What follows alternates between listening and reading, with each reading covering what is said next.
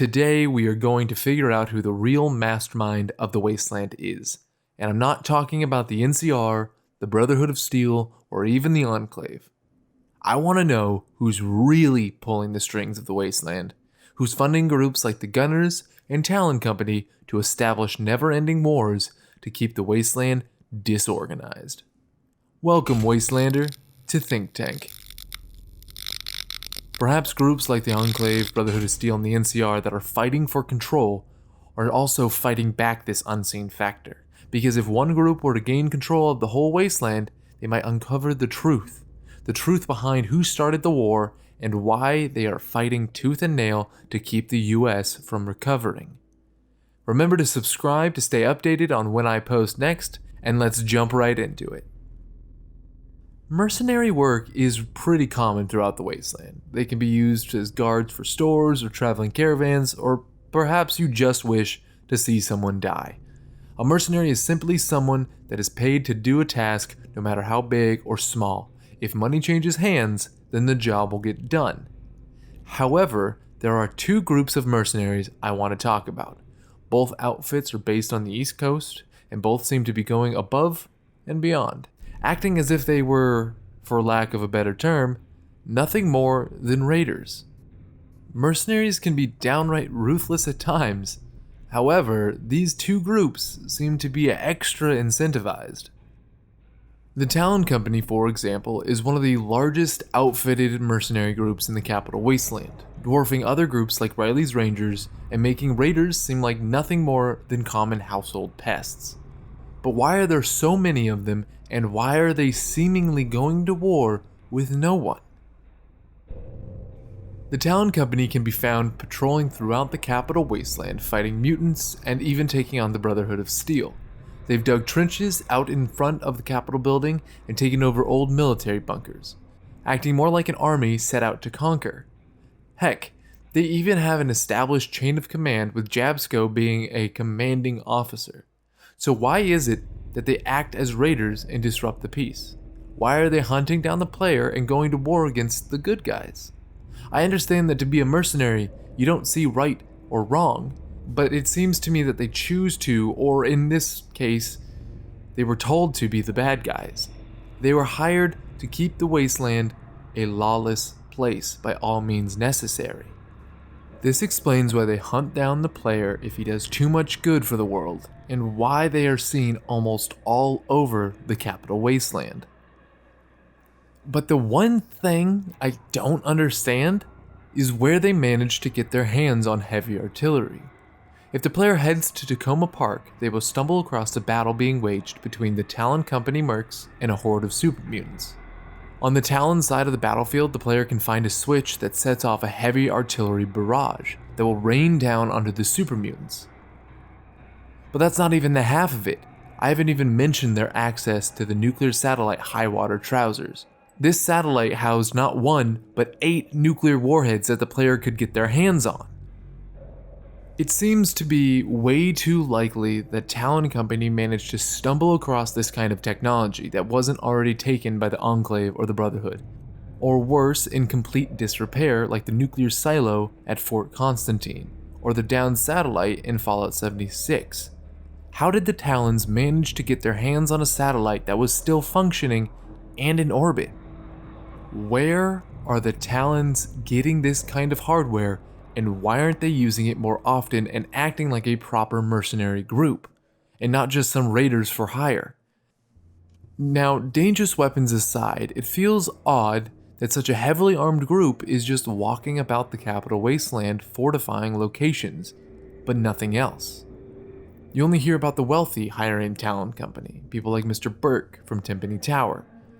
So if they only take contracts from wealthy people, who's paying them now to keep the wasteland lawless? To answer that question, we have to go back underground into Vault 92. Vault 92 resides in the hills outside of Old Olney and was designed to test the human's limit to suggestion. This vault in particular was equipped with an audio system for the vault's musician residents. However, this system was also being used by the Overseer to funnel white noise throughout the vault. White noise is the common background sound in most rooms, and the only places you don't get white noise are possibly sound chambers designed to make it as silent as possible. White noise operates on such a broad stream of frequencies that it can be used to block out sudden or jarring sounds, meaning one could slip suggestions into the white noise generators. Vault-Tec wanted to create super soldiers and saw it fit to use subliminal suggestions to see if they could turn ordinary people into killing machines. The Overseer followed his orders and tested the whole vault. Though the Overseer wanted to test the effectiveness of suggestions of violence and rage in the white noise generators, and did so on a single resident. The resident in question went into an uncontrollable aggressive state and ripped 3 people apart before Vault Security was able to bring him down. And that was after 23 gunshots. This result, although gruesome, pleased the Overseer, and in his own words, a whole army of soldiers implanted in such a fashion would be unstoppable. Vault 92 inevitably failed as the suggestions became more frequent and the aggressive tendencies of some of the residents drove those who were not affected out of the vault and into the wasteland. So that begs the question, what happened to the Overseer and what happened to those affected by the rage-inducing white noise? Perhaps this was planned by Vault-Tec. Perhaps this is what they wanted all along. Vault-Tec was even doing tests like this before the war. If you go to Nuka World on the Vault-Tec Among the Stars ride, you can find information on the test trials and the effects of theta radiation and subliminal messages being used on the ride goers. So who really knows how many other vaults were designed to test for or prepare super soldiers? Now let's take that information and hold on to it for a moment, shall we? I want to bring your attention to the Commonwealth and talk about another organized group of mercenaries that also seems to be functioning as a small army. Just like Talon Company, the Gunners also have a military-style command, mimicking that of the US Army, with ranks ranging from private and recruit up to colonel and brigadier. The Gunners, besides their sheer number of members, are outfitted better than almost all of the Commonwealth settlers combined, second only to the Brotherhood, and that is a close second. The Gunners are some of the most ruthless mercenaries in the wasteland and actively cause chaos wherever they go. However, like Talon Company, the Gunners are also only working for the wealthy. Diamond City's upper district elite and caravan barons like Old Man Stockton have used the Gunners in the past to protect their investments. Though, unlike the Talon Company, the Gunners have better weapons and armor. The Gunners have also been known to fully restore power armor for their high-ranking officers. Among that, they also have access to heavy weapons and energy-based weapons in abundance, not to mention access to vertibirds and highly advanced comm stations, and if that doesn't take the cake, they also have assaultrons and sentry bots patrolling regularly with them, meaning they have to be being supplied from somewhere.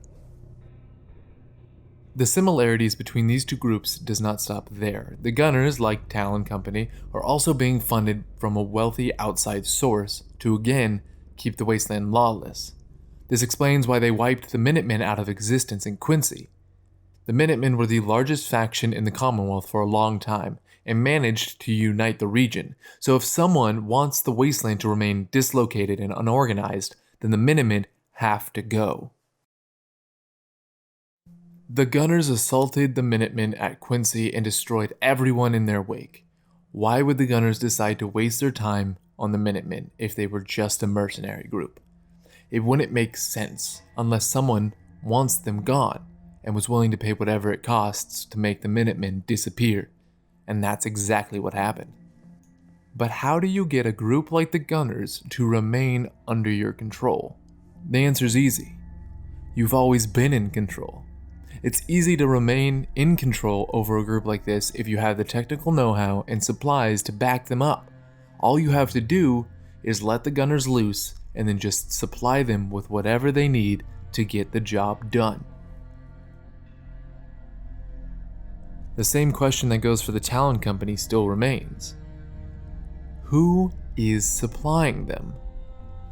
To answer that, we also have to go underground, into Vault 75. Vault 75 was designed to create super soldiers through genetic refinement and experimented on the children from the school above. The children were separated from their parents as they entered the vault, and the parents were executed behind the scenes. It was within this vault that these children were tortured and tested harshly to prepare them for the world above. Each generation became stronger, more resilient, and smarter than those who came before. However, this vault is now emptied, in a very peculiar way. The experiment group broke out in a very quick and aggressive manner. They attacked and killed the Vault-Tec guards and employees and quickly made their escape into the wasteland above. Though all records of the vault experiment were destroyed, and the vault is now left occupied by who else but the Gunners. However, what happened to the residents of Vault 75 after they broke out? Perhaps they died, but with that kind of training and preparation, I find that to be unlikely. These are soldiers we're talking about, not just your average residents. No, I don't think they died. In fact, like a lot of people, I think they went on to form the Gunners, though I don't think they did it on their own. Someone else was there when they exited the vault. Someone was waiting for them. The residents of Vault 75 broke out to end the torture they had been put through, but I think that this act of escape was viewed as a test, and the residents of Vault 75 passed. Now let's bring it all back together. Zed, you might be asking yourself, what do the Gunners and Talon Company have to do with each other? And that is a great question.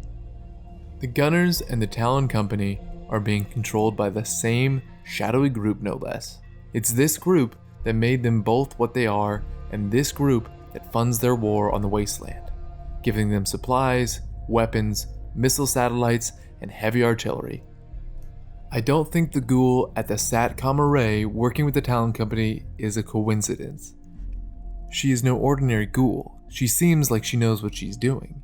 I know what you are thinking, and sure, she could be a pre-war ghoul, but that doesn't explain where this ghoul got her hands on the money to pay the Talon Company to protect her while she fixed the SATCOM array. Perhaps this ghoul didn't pay them at all, and they're both working for the exact same group. Neither the Gunners or Talon Company frequently have ghouls or work for ghouls, leading me to believe that this one specific person is special in some way. But what makes her so special? Well, she is a Vault-Tec scientist. After all, Vault-Tec was one of the largest companies working for the government pre-war. Why wouldn't they have access to government-based information? They had their fingers in everything. Heck, they worked with the Enclave to build them secret bunkers. Would it be so far-fetched that among those secret bunkers, Vault-Tec built their own? Vault-Tec has been watching the vaults this whole damn time. When Vault 92 failed, they went in and collected the residents and took them to a secure place, eventually turning them loose back onto the Capital Wasteland and letting them form Talon Company, and having them keep the Capital Wasteland a lawless place, fighting everything from mutants to the Brotherhood of Steel. The residents of Vault 75 broke free into the wasteland to find Vault-Tec waiting for them. The residents are too valuable for Vault-Tec to lose because they are already proven, capable soldiers. The training and gene therapy used on them made them more capable than Talon Company. The Gunners are ruthless because of how they were tortured, and their whole life had been built around the guise of survival of the fittest. Both groups have been groomed by the Vault-Tec masterminds in order to keep a specific section of the wasteland disorganized in order to further their research and continue experimenting on the wastelanders. This explains why each group has so much power and weaponry and why they seem so ruthless. Vault-Tec started the Great War and have been experimenting on the remaining wastelanders and releasing the inhabitants of certain vaults and using them as pawns to do their bidding.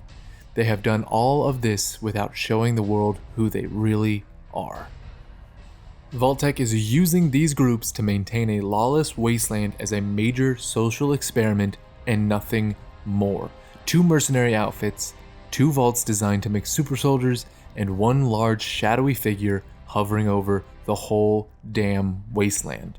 And I can almost assure you that when Fallout 5 comes out, we will see another similar mercenary group and perhaps finally get to meet those who are actually in control.